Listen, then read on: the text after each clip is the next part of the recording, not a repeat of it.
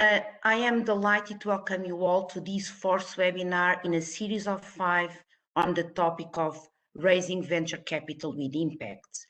This series of 5 webinars explores how entrepreneurs can successfully use impact measurement to raise funding from existing and emerging venture capital funds. Today's webinar will focus on measurement, on measuring what matters, on how to create true impact and monetize it. For those that have missed any of the first 3 webinars in the series, you can catch up at the EIB Institute YouTube channel, where all recordings are available, including the one from today's webinar. For those that are joining for the first time, I am Luisa Ferreira and I am Head of Social at the EIB Institute. The EIB Institute is the philanthropic arm of the European Investment Bank, the EU Policy Bank, and at the core of what we do is to support social entrepreneurs and innovators. It is my pleasure to introduce you to today's speaker, Wladimir Nikoluk, founder and CEO of Atlas Metrics. In today's webinar, we will deep dive into impact management standards that have recently emerged, such as the Impact Management Project, lifecycle analysis, and the impact multiple of money. Wladimir will be joined by 2 special guests, Julia Johansson and Kate Collins. Julia is the co-CEO of the Remagine Bank, where they are using an impact management framework for startups that determines fees and interest rates for their products. Kate is a manager at the Bridgespan Group, where she has been heavily involved in the development of the impact multiple of money methodology for the TPG equity fund. We will kick off the webinar with a short introduction on the topic and then a conversation between Wladimir, Julia, and Kate. So if you have any questions for any of them, please just type them in the Q&A box, and when you do so, please use the option send to all panelists. At the end of the webinar, I will ask you to answer a short survey. Thank you so much, and now I invite Wladimir, Julia, and Kate to join us. Thank you. Excellent. Thank you so much, Luisa. Thank you for providing the platform and just the space for this conversation. I'm incredibly excited to have Julia and Kate join us for the session. Both of them are absolute experts in their field, and it's just a really important topic. This question of how do we manage impact, how do we measure it, and also like how do we incentivize companies to actually engage in genuine impact management and measurement. I'd love to share my screen. However, the share button needs to be unlocked. So maybe Luisa or Denise, you could help me with that. But I think perfect, thank you. But I think in the meantime, it's just really kind of important to also recap a little bit all the material that we covered in the last session, so that we're all on the same page.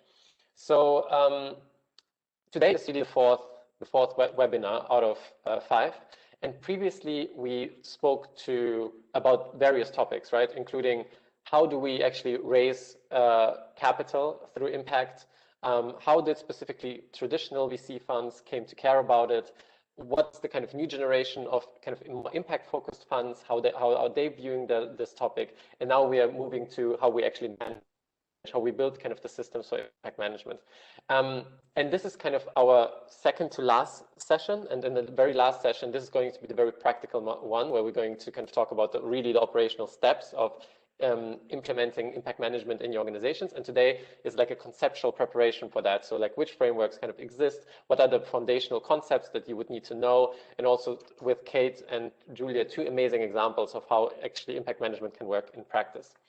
So quick recap on today's agenda.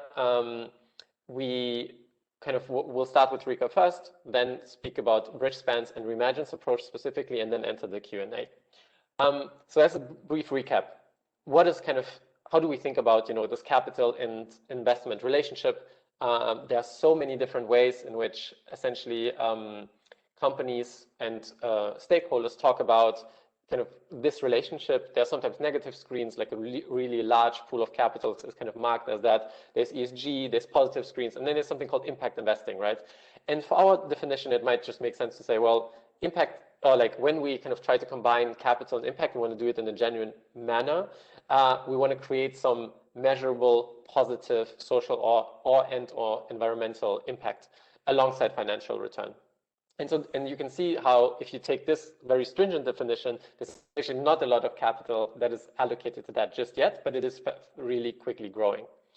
I think it's also important to understand the demand for kind of impact products, impact services, and we discussed in the last sessions that it's really about, in a way, the imperfection of the world, right? Our systems have produced a lot of good, but also we have created some issues along the way. That relates to climate change. The number of particles is at an 800,000 year high in the atmosphere. There's this threat of rising sea levels that will cause mass migration. We have, on the economic side, we have an unsustainable use of resources, but we also have an unequal distribution of economic gains.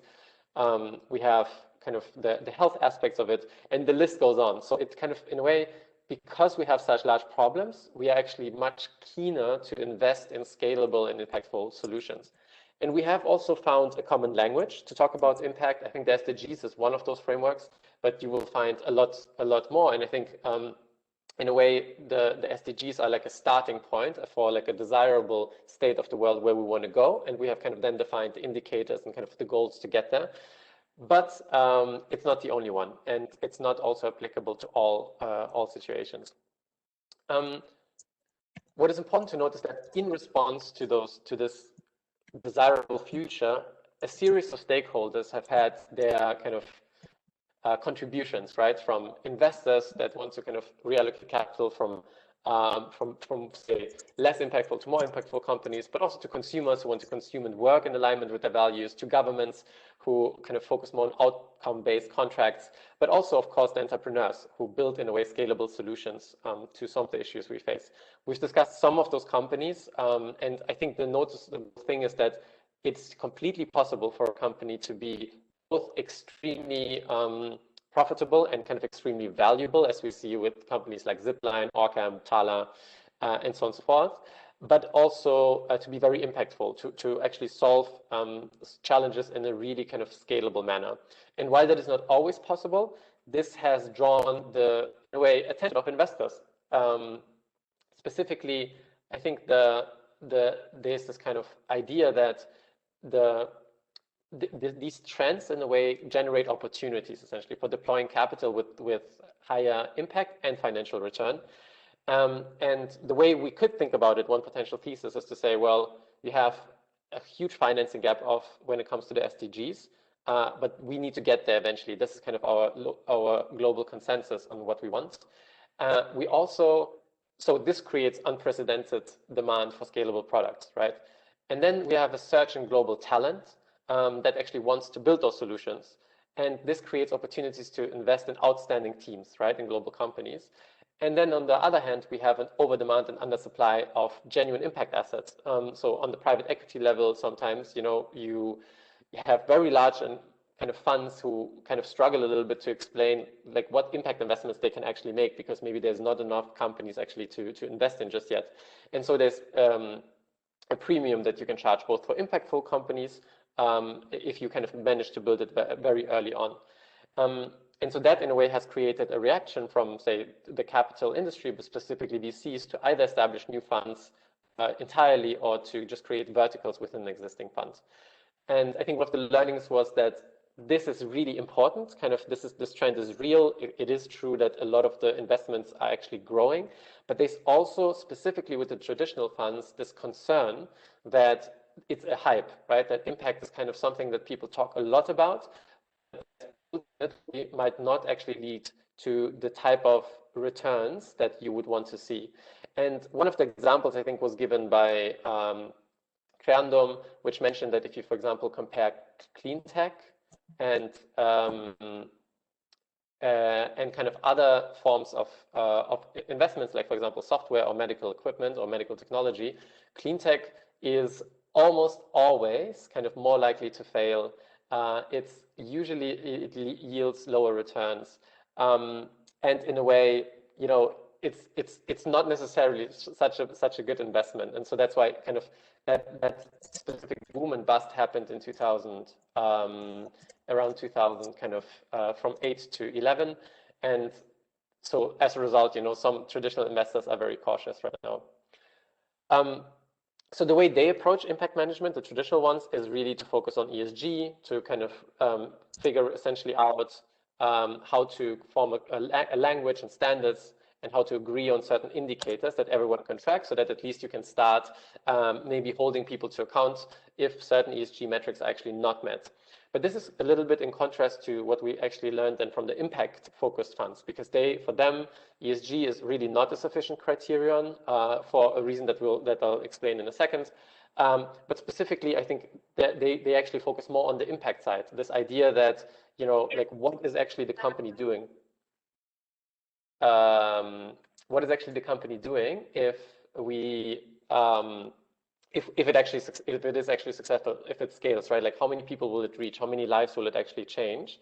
And they are really focused on quantifying this impact, both on output levels, but also on outcome levels.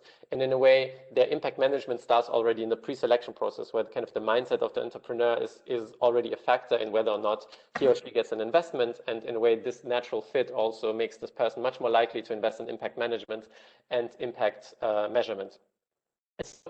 Just very quickly to go through kind of some of the conceptual differences. So ESG, I would kind of, it's obviously more complicated than that, but in terms of simplicity, we can think about ESG about the question of, are you a responsible organization, right? Like, do you treat the workers fairly that work for you?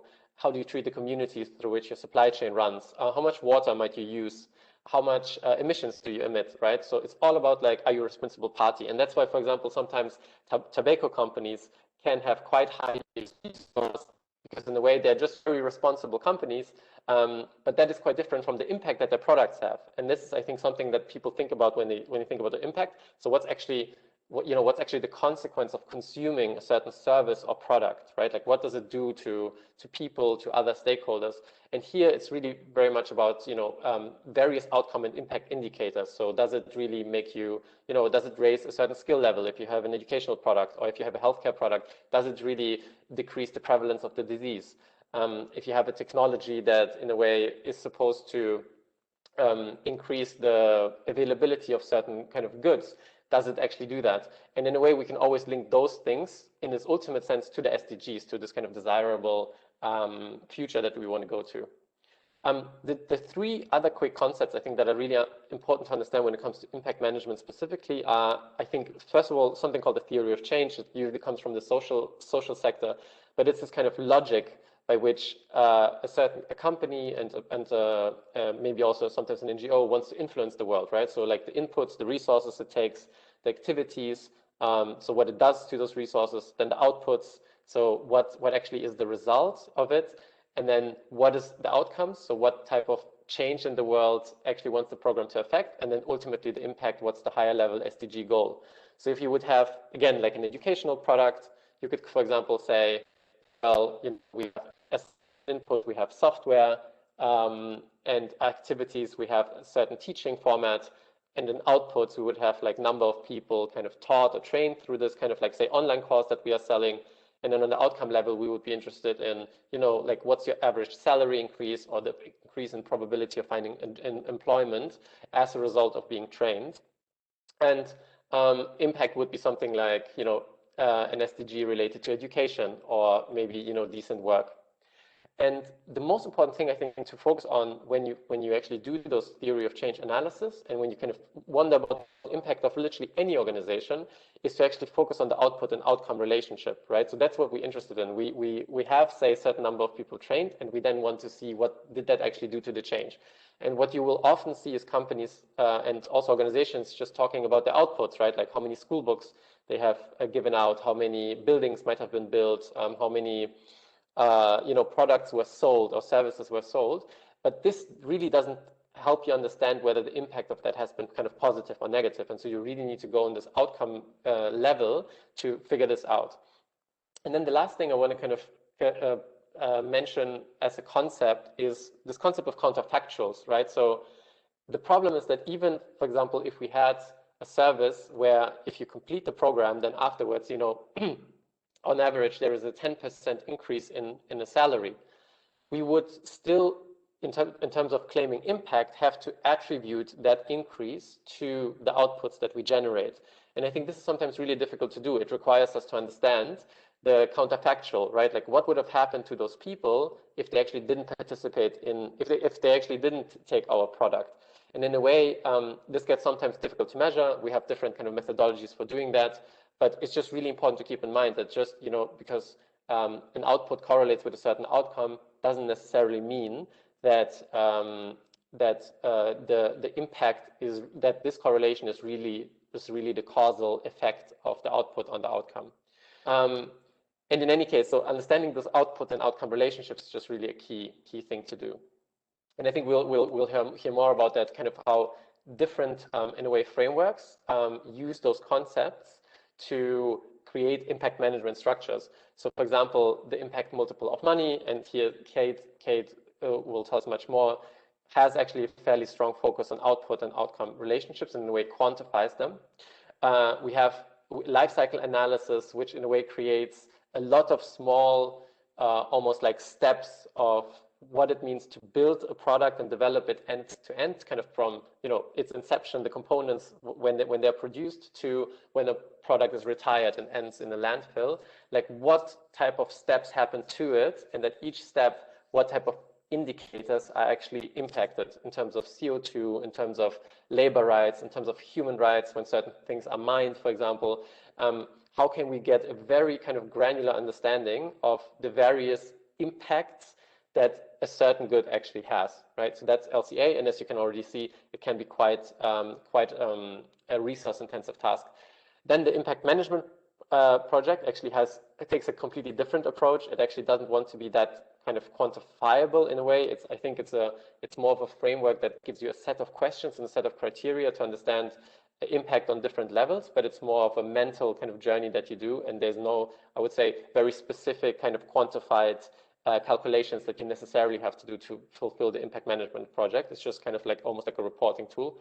And then we have the anticipated impact measuring and monitoring initiative of the IFC, which focuses specifically on, in a way, grading different projects, not only based on the immediate theory of change kind of outcome-output relationship of that project specifically, but generally also what would it do to the market? Would it enable an ecosystem change that might actually solve a problem on a much better scale? And here you would then get a score. But anyway, for all of those four, I think that they will be the main topic of the next session, and essentially we'll create like a decision tree of like when to use which one, so that you know in your organization how to kind of choose the relevant indicators and how to build your own impact management system. Great. So with that, I think we have a quick recap, a quick, just very basic conceptual foundation for the discussion, and I'm just incredibly excited to invite Kate now to present her work on the Bridgespan impact multiple of money. I feel like I just learned a lot there, Vlad. So thank you for the impressive tour of impact measurement methodologies. So just a brief introduction on Bridgespan and the sort of work that I do there. So Bridgespan's a management consulting firm. We're a nonprofit, but we are tightly affiliated with Bain and Company. So if you're familiar with sort of the large corporate management consulting style, think of us as the nonprofit version. So what we do is work mostly for nonprofits, foundations, and now increasingly we work for impact investors. We have done a lot of work for large private equity funds that are really good at making money and are still trying to understand and want to get into the impact space. And oftentimes they come to us and they say, how do we do the impact thing? So that's where we come in. It's a lot of fun. So, Vlad mentioned the impact multiple of money. That was a methodology we developed some years back for TPG's Rise Fund. TPG started the fund, I think, in 2015 or 2016. It is now the largest non-multilateral impact fund in the world. So it was initially 2 billion and it's now 5 billion. And they are an SDG aligned fund that invests across sectors. And when they came to us, they said, we need a way to think about impact that makes sense for our deal teams, right? You know, our people are used to working in spreadsheets. We want to make sure that our fund sets a high bar and that we are able to rigorously argue in investment review committee meetings about what makes a good investment or what makes a bad investment. And they said, we feel really nervous about impact when it's sort of judgment, right? You know, it's really hard to argue. Is it higher impact to work on maternal mortality or to work on preventing diabetes? Both are serious health conditions, but really, how can you say that one is more important than the other? So for them, we developed a highly quantitative tool that I'll share with you, which is called the impact multiple of money. I'll then share with you two other tools that are that apply many of the same principles that Vlad has mentioned, but work better for sort of a different orientation. Oh dear, this is saying I can't share. You know what? Who needs slides? I'll just talk you all through it. Yeah, Vlad, I'm getting a note that says some files are damaged. I can, do you want to share on your behalf? Yeah, if you don't mind, I would love that. Yeah. I was just going to share, I think it was slide 8. Yeah, let me just pull that up. Thank you. So what Vlad will be nice enough to share with you all is an overview of how the impact multiple of money tool works. So you'll see that it the goal of this tool is to turn impact into monetary terms. I think at a high level, the benefits to using a tool like this are that you can very easily see in a spreadsheet what is driving the likely impact of a transaction. You can also understand essentially the social cost benefit of something, right? So for example, and you can flip all the way to 8. Thank you. This is great. I feel, as a consultant, living without slides is just incredibly stressful to me. So I just feel more relaxed already. Thanks. This is perfect. So the benefit here is that you'll be able to compare at the end of the day. You know, you generated $100 million worth of impact, and you spent $100 million to buy the company. Is that a good trade? Probably not. So the way we do this is use some of those core principles that Vlad spelled out. So you start with the output, and to illustrate this, I'll use the example of the first company that Rise invested in, which is an education technology company called EverFi. I imagine I'm the only American on the screen, but if you went to college in the U.S. where we have such an issue with underage drinking, many people on American campuses take EverFi's curriculum as an online tool to educate people about the dangers of alcohol, so that you have fewer incidents of people overdosing on alcohol and having lifelong health issues or even dying, which unfortunately happens more than you would think. So EverFi was the first investment that Rise asked us to look at. And when we thought about, okay, what's the first step? What's their output? For EverFi, it's pretty straightforward. The output is the thing that the company does that you can count. In this case, it's the number of students they reached. That's me when I was 18 taking alcohol EDU. Then the outcome is, what does that change in someone's life? In this case, there are fewer alcohol-related incidents of sexual assault or of alcohol-related disease. What's the impact of that is the next step. And from there, you can understand that either you have saved a life or you have averted a health problem. And this is the part that gets problematic for some people, although I think it's quite useful, you place a monetary value on that. So we always get questions about this where people want to understand, how can you place a monetary value on a life or on a disease?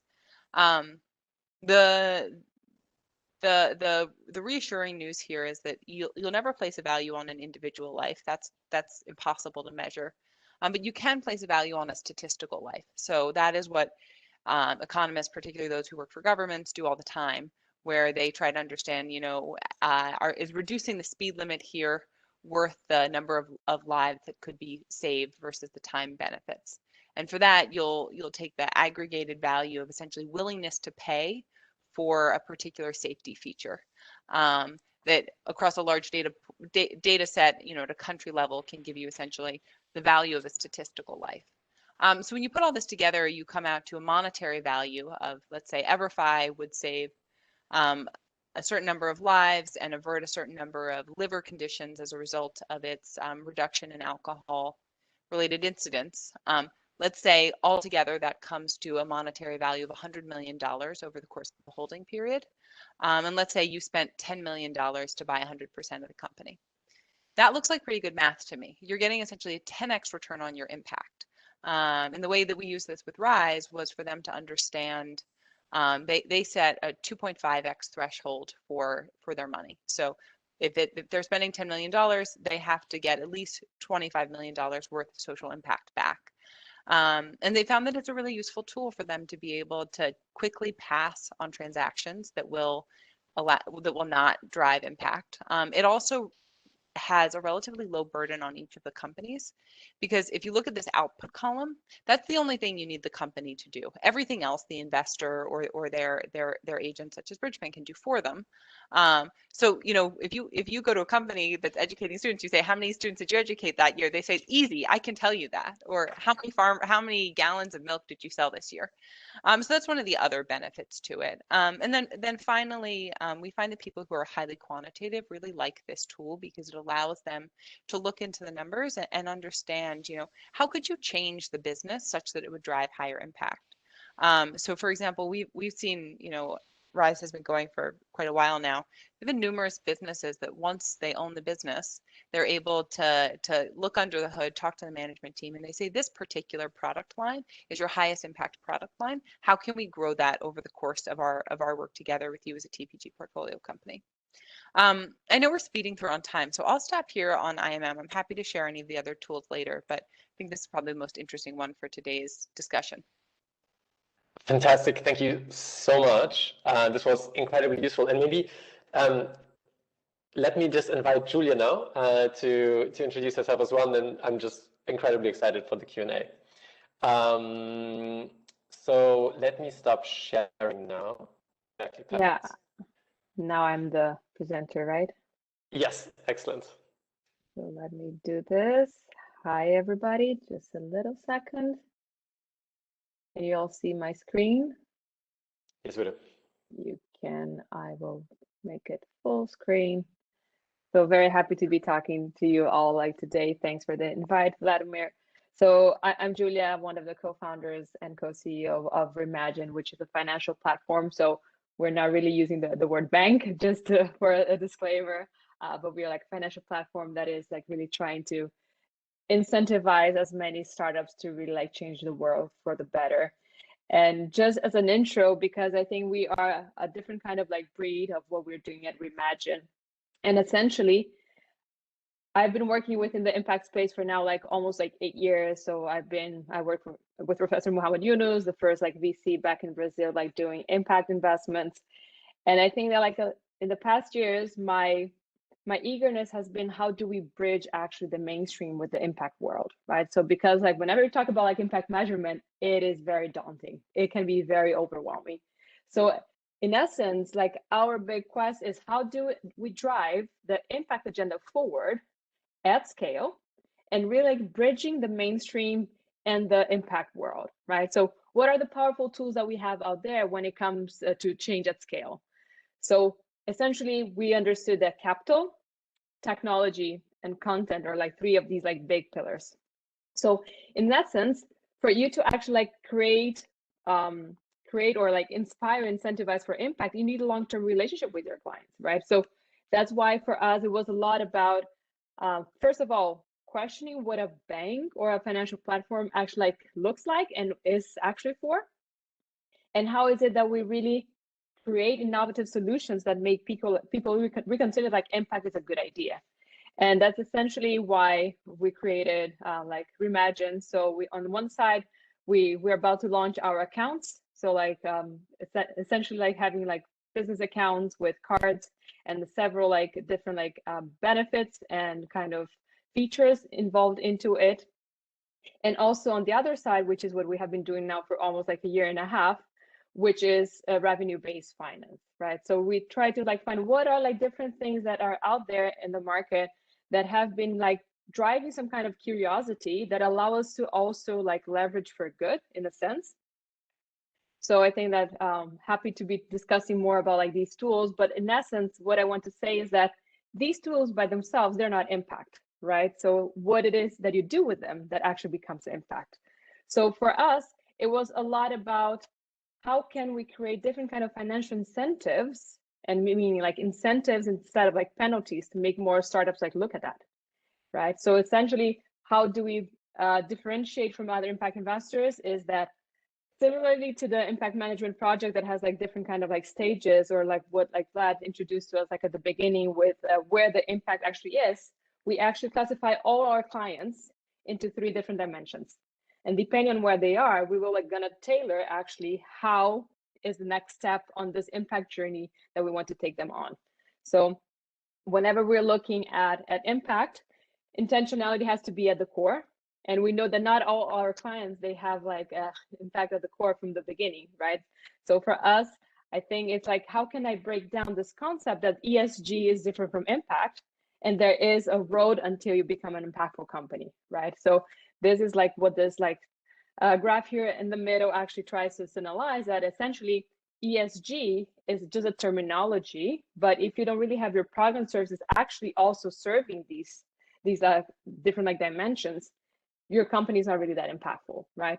So essentially, we came up with like a few first kind of ways of looking at impact. So I think that for this conversation, the first kind of like step is also like interesting because it's how we start like looking at the impact that these companies like actually create. And I've been involved with the impact management project from the beginning, a lot of collaboration with the B Corps. And if you're not really into it, as I was saying, it can be like so overwhelming. So for us, what we decided to do to actually lower the bar for the first contact with impact was, we have a negative screening. So if you don't go through, we don't work with you. And you have to go through an impact X-ray. And this is like a basic kind of like, 5-6 questions that a company has to go through so that we can like sort of like map them. Where are they within these 3 different like categories of like impactful, responsible, or agnostic? And then depending on their business model, the industry they're serving, combined with the results of the impact X-ray, we create an impact journey for them. So essentially, they become our clients. And then like slowly we try to like inspire them by inviting them into this community of change, which Remagine is, and giving them like specialized and tailored tips that make actually sense for the stage they're at. So if I'm talking to a startup that's like 1 year, 2 years old, and they're just like trying to figure out their business model, they can be, like overwhelmed with like all of these kind of like different metrics. And, like some investors come up with like 30 different like KPIs, it's outputs and outcomes. It's just too much, right? So for us, it was like, come into this journey and we're gonna start like giving you a few different things in case you actually start like going into the impact direction. So the first feature that we have is that the accounts are for free if a company can really prove their intentionality. So then they go into like a different kind of assessment, which is a deeper one. So what we say is like, if you want to have something for free, then you have to put a bit more work into it, right? And the second one that we are like developing this year is actually the interest aligned to your impact level as well, right? And on top of that, what we also like embedded throughout like all the products are like donations and engagement with like society at large, right? So like understanding that with our business model, we can't actually like target everything. And when it comes to actually who is it that we're working with and what are the SDGs that we like explicitly look at, these are the main ones. So like whenever like people ask me, what kind of companies are you financing? What kind of companies are you embedding? And I say, wow, actually I'm working with most of the companies that are like deep into the issues that we're facing in Germany and Europe at large, right? So I want to change the companies that are within the e-commerce business and software and subscriptions. And these are like pretty much like consumer driven kind of companies that are deep into responsible consumption, production, climate action, gender issues, good health and well-being, and also like no poverty. So what we try to do is like bring these topics on a structured way so that they see that there is something they can actually do towards this direction, right? So I think this is, I don't know how I am in time, if I still have a couple of minutes, Vlad. You do. Cool. And I think that over like my trajectory with impact, I just try to highlight a couple of like lessons learned and also like best practices, which comes about like intentionality matters first and foremost, right? I think that right at the beginning we were saying similarly to like what like Vlad said, is it just because it's an educational company that is impact? Not necessarily, right? So what is like behind? Is there true commitment? Is it gonna go beyond the output and look into the outcomes? The second one is understanding and reality on the both investor and startup side are still like very much like diverging, especially at the early stage. So first time impact investors, early stage startups, sometimes they actually think they understand, but when it comes to implementation, it's very different. And that's why the third step became like so evident for me, which is like, how can we break down impact and simplify it and really create roadmaps to have like constant iterations on what this impact for the specific company actually means. And this ties actually to some of the best practices, which is know where you want to go, right? So what we see, I'm a big fan of the theory of change. If people are interested, we have like ours open to the world on a Notion page, is also on our website. Either as an investor or entrepreneur, maybe you just don't know exactly all the steps and how they will look like in practice, but what about creating a map? And that's what I think is like the beauty of like the theory of change, of is trying to make this connection between what you have as an input, what is actually an output, and how does it connect to the outcomes, and monitoring, is it actually contributing to your like final impact vision, right?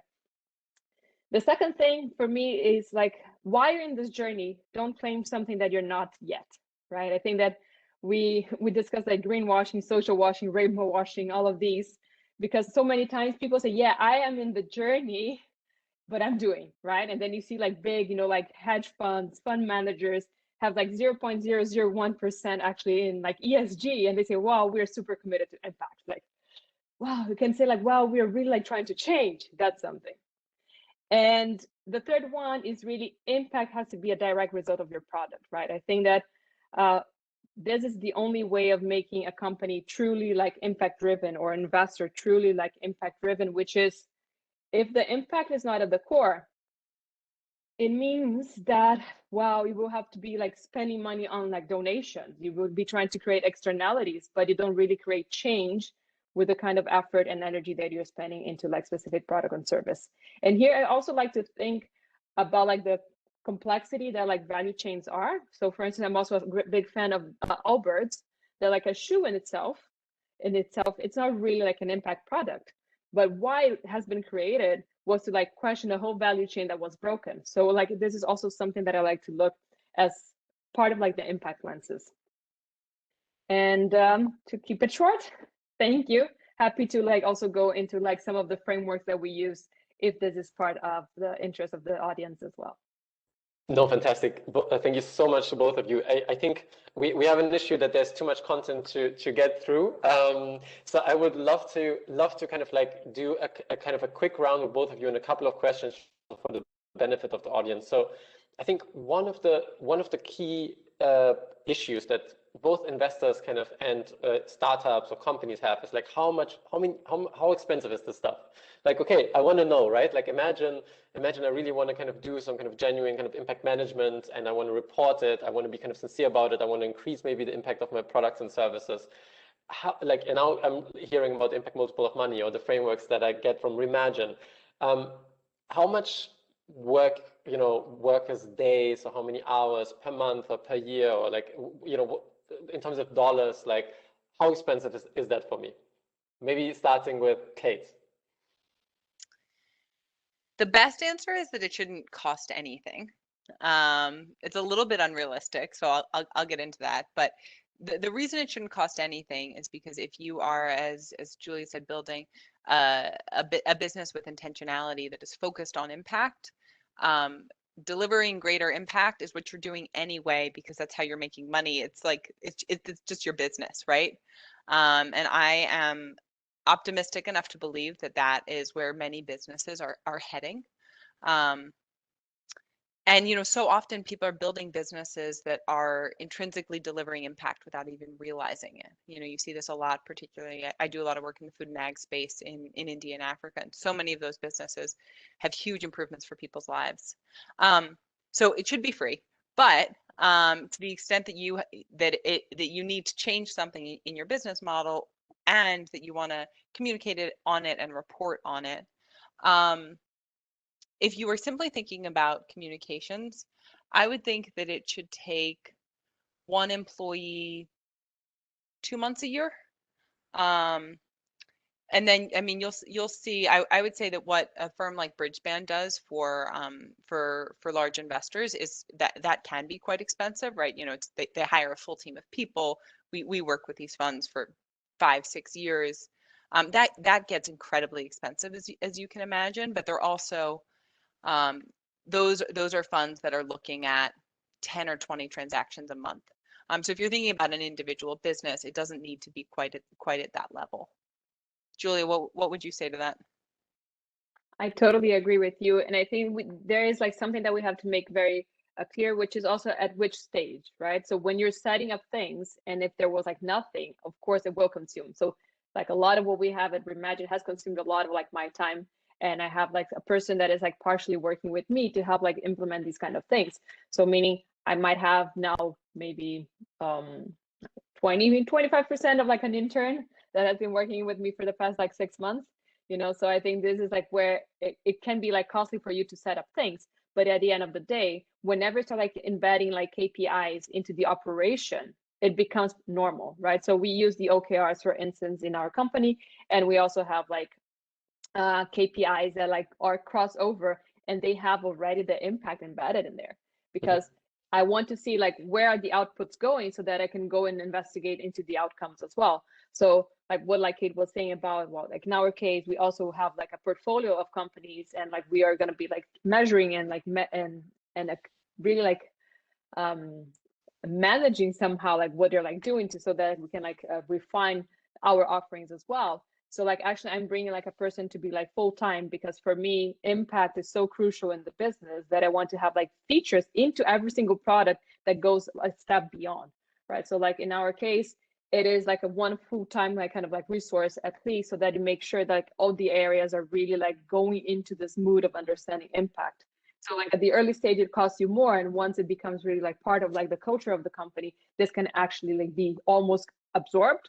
But nevertheless, given that we're like in this transition period, I think there's always has to be a person that has like, you know, like being the impact kind of guardian, so that like these things don't go astray. Yeah, no, that makes so much sense. And I mean, I have a couple of questions about impact, but before we maybe go there, I wonder, what's your perspective on this ESG kind of impact to me? So what we heard from previous speakers is, specifically with the traditional funds, is like, well, let us just get started somewhere, you know, don't overwhelm us. Let's just figure out our ESG indicators first, and then kind of move towards this more granular understanding of the impacts of products and services. Whereas I think for the new kind of impact-focused funds, they say, no, we need to kind of do this from the beginning, and in the way they already have good structures in place to actually understand it, right? Like if you're for example, like a climate-focused fund or say green mobility type of focused fund, you know exactly how kind of the theories of change in the sector work, and it's just really easy for you to then kind of guess which startup would be impactful and which not. But like where, like, from a perspective of a startup, it can be confusing. Like, should I do ESG? Should I do impact? Yeah, where would you come down on this kind of dichotomy? Maybe starting with Julia this time. I can give it a shot. Yeah, I think that normally for startups it's like much easier because it can be there from the conception phase, right? So like whenever you're understanding what's the opportunity in the market that you can actually like tackle, why not look at the SDGs as one of the frameworks that indicate where the problems are lying, right? And I think that in that sense, those companies that like come a bit like later to the topic, it is indeed easier to start like looking at ESG the way we present it here, like of being like responsible. but actually there is like the whole strategic thinking beyond to see what is actually my product doing from a positive and negative perspective, right? And that's why I also like to see, okay, maybe you have the ESG like practices, but like on the side, you should start like looking at your product and your service and saying, okay, what's the first step on like making it not really cause explicit like negative impact, right? And the second step of being like, can I become somehow like neutral? And then can I properly bring like additional like positive impact? So I would say that these are like two conversations. One, it's more like on the operational side of things, on just how do I fix stuff? And the other one is like, how do I rethink the core business of what I'm doing, you know? Makes sense. Yeah, I reject the idea that you have a continuum where you have a normal business, an ESG friendly business, and an impact business, and it's like the maturation process. Every business should be doing ESG. Every investor should be doing ESG. The simplest way I think of ESG is don't do the stuff that would wind up on the front page of a newspaper and look bad, right? Like just don't do it. Not only because it's bad, but also because over the long term, it will bite your bottom line. BlackRock released a report a couple weeks ago that basically said, part of the reason that we as BlackRock are making this big carbon neutrality push is because those businesses are more profitable. So that is just like good business sense. I think it is a different thing to think about a business that is, as part of its business model, intrinsically achieving impact. I would like to believe that all businesses are intrinsically achieving impact, but the reality is like a lot of businesses are just like making paper clips, right? It's not. It is very hard to make that an impact business, and so I would say that the paperclip company should always be thinking about ESG, but it's a different journey to go on to think about becoming an impact business. How do you transform that paperclip model into something that empowers women and girls in low-income settings, right? That's a different journey, and both are worthy, but the ESG journey is imperative. Yeah, I think that makes so much sense that you have in a way a subset. And yeah, please, Julia, come in. But maybe just like to make the conversation a bit like more heated, I think that part of like our learnings, for instance, when it comes to ESG, I think it goes a little bit beyond just like not being on the front page of a newspaper. It goes also about like what are the resources that you have. So for instance, when we were like investing in like fintech, health tech, and ed tech back at Vox, we made like an explicit like decision to like prioritize the impact of products and services instead of just like looking at the other like ESG components of the companies, because there wasn't enough like resources and time and people to actually like accomplish everything. So they were doing okay, but they could do like much better on these topics, right? So I think that for me, where having this like first step of understanding that you can also like improve your operations and then also like rethink your business, I think it makes a lot of sense. And I would say that like many of the businesses that we support, even though they're like sort of like the paperclip kind of like models, there are so many things that we can still like change. And that's where I believe that they can become like, for instance, like if you're just talking about like another e-commerce, they can go into like circular economy, and we have like companies doing this, or they can like rethink what's like the whole like production and the value chain involved in their products. We also had this case like in our portfolio. So I think that there are ways that you can change some of these businesses to really like make them be positively contributing to something else. So gotcha. And so maybe picking up on this, so one of the biggest, okay, so if you're a startup, you're listening to this now, you notice, okay, maybe I should do both ESG and I should do impact, and it should be kind of intentional. And and in a way, I mean, given that you are on this journey, right, you might still be a paperclip company, and then you have ESG, and you do have some selected impact indicators as well that you can focus on, but maybe not as much as if you were kind of head on addressing like kind of some SDG in kind of as your core founding purpose. But then on the other hand, who actually cares about that? I mean, or like how will you get rewarded for that? So at Remagine, you get lower fees, right, and maybe a lower interest rate as well at some point. But overall, like if you are now a startup and you're facing the world, like what benefits do you get actually from having a more genuine approach to impact? Is there any kind of like numbers, any kind of like talent retention, capital kind of cost changes, anything that would kind of also make the bottom line case a little bit more immediate than just as conceptual, over time you will be kind of more profitable, more prosperous? Yeah. There is a bunch of data, right, Kate? Maybe you want to go ahead. Nope, no, please. Just because I was like looking at some of these like numbers like yesterday actually. So Deloitte and like KPMG and like some other like big like consulting like auditing firms have been like doing consistent like interviews with like the consumer, right? So like millennials and Gen Z, they're like slowly really becoming like majority of the consumers, and they are pushing this agenda forward. So around like 76% of them are saying, right, that the company's purpose is like beyond just making a profit. They want to work in a place where they can align their values to. And when it comes now to this whole like consumption, I don't have like the numbers now at the top of my head, but like especially in the last year, like more and more we're saying like we just want to consume from companies that have actively contributed to the social environmental kind of issues that we've seen like in the past years.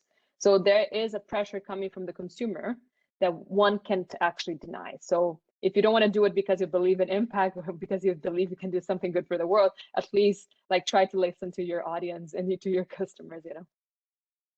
Mm-hmm. Mm-hmm. We see really intense competition among investors over specific transactions that are high impact.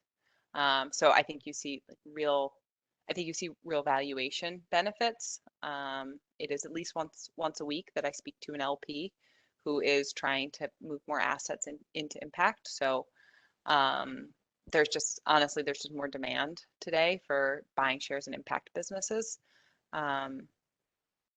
And then, you know, that rolls into being a competitive advantage also for investors that start impact funds. You know, if you look at it, most of the largest private equity funds in the world at this point have started impact funds.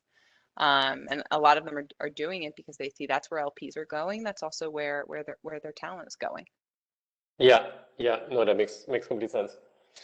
I have so many more questions, but I think we should also take some from the audience, and I think that were also previously submitted. So maybe one very quick question to you is, are there any free applications to use to make impact measurement kind of easier? Is there any way to kind of organize the data, certain kind of tools to use, or is that still like a very kind of research, kind of human-centered task? Maybe starting with Kate, yeah. The easiest tool that I would suggest using is the Global Impact Investing Network produces something called the IRIS metrics. And so they have sort of guided toolkits if you go onto their website that will say, you know, I'm working in food and agriculture and I'm trying to target these 3 goals in food and agriculture. And then IRIS will tell you, you know, these are the sorts of metrics that you should track. One of the nice things about IRIS is that, you know, it has that guided setup for you. And then second, the Global Impact Investing Network is most of the large impact investors, at least that I see in the US and in Europe, submit data to the Global Impact Investing Network. And some of them use IRIS. So I think the long-term vision for IRIS is that it would become sort of a widely shared way of tracking impact across the various metrics. I personally think that you may find that IRIS just has a lot of metrics. It can be a little bit overwhelming. And so I would suggest picking 2 or 3 things from it that you find really, really valuable and really resonant to your company, but don't feel like you need to do it all. Consider it as like the library. So check out a couple books from the library, but you know, don't try to read the whole thing.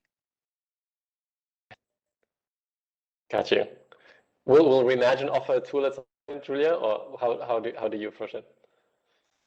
Well, not most likely. So we are already like actually like looking at some like a collaboration. So we have like part of it that is actually self like created in-house, so to say. But we're also like looking at some other ones. Like tomorrow we're like launching actually a competition that you can actually get access to the Mission OS. There's a collaboration with like Venture Better, where you can actually go through somehow like easy steps to start like understanding what is the potential impact, what are some of the KPIs that are more relevant for your business. So check it out on Twitter and LinkedIn. Perfect. And then another question that I thought was really interesting from that also came in earlier was, so there's no definitive impact measurement kind of methodology, right? Or like there's not at least one global standard.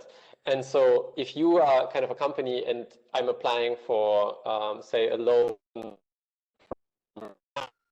and then at the same time I'm seeking funding from an investor advised by Bridgespan, maybe kind of the thought processes that you go through, and in the way the way you're going to think about my business will be different. And so, you know, the more kind of competing and partially overlapping frameworks we have, the more difficult it is to decide for me how to actually structure my impact management and measurement in the first place. So how should I approach, in a way, this conundrum? I agree completely. It really is. It really is a conundrum. It feels a little bit like the early days of the internet, where there were a bunch of different competing providers. And honestly, there are problems with all of the providers today. So, you know, take pot shots at them. It's, you know, I think everybody is working to make this better. I would say that my hope is that, you know, if you think about accounting, at least in the US, we use GAAP accounting. And in the 80s, accounting was all over the place, right? You know, had different companies registering with the government their financial statements in different formats. It was a mess. I am optimistic that we will move over the coming decade or two to coordinated, centralized impact reporting standards. You know, I imagine there'll be a US standard and European standard, and it won't be perfect. But I think we're getting there. You know, in the US, there's a group called SASB, the Sustainability Accounting Standards Board, that has had a lot of traction lately with the SEC that I think is optimistic. But still, we're focused on the ESG side. Honestly, for right now, if I were a startup, what I would do is try to find the simplest metrics that actually say real things about my business. I'd probably do that through Iris, pick 2 or 3 and manage to them the same way you manage to your profitability. Say, you know, my goal is to reduce the amount of plastic, or my goal is to improve incomes for farmers, and you should report on that every year to your investors, as well as, you know, hold your teams accountable to that. Yeah, and maybe if I can say something, I think like the role of investors is to support, not to overwhelm, right? So whenever like something is developed, it has to be developed with the entrepreneur, and if they have something, you should be able to use whatever they have as well, right? So like in our case, we're trying to like lower the barrier, so like it doesn't matter what kind of like measurement you actually use, so we're gonna like be respecting whatever is like good for you. And this is something that we learned, that if it's not coming from the entrepreneur, it's almost useless, because they won't be actually like managing for it, as Kate was saying. Yeah, that makes complete sense. Maybe one last question to finish it off, and it's a little bit heavy, but also an interesting one from the audience, which is about how we think about the output and kind of outcome / impact relationships. And this question of, could output be described as in terms of use value, and then outcome or / impact be described in terms of, sorry, that in terms of use value, and the other one in terms of transaction value. So like in a way, the price you pay is the kind of exchange value for the output itself. So whatever, you know, whatever you're ready to pay, that's kind of the value of the service. And maybe that captures a little bit everything that went in there already. And then the other thing, the outcome is kind of the value for, in a way, society for using it. And it could be both positive and negative. Is that like what's your thoughts on that? Is that helpful to look at it that way, or is there something that is not accounted for in this framework? I find it super helpful. I've never thought of it that way. Yeah, same here. Yeah, that's really interesting. You know, I think I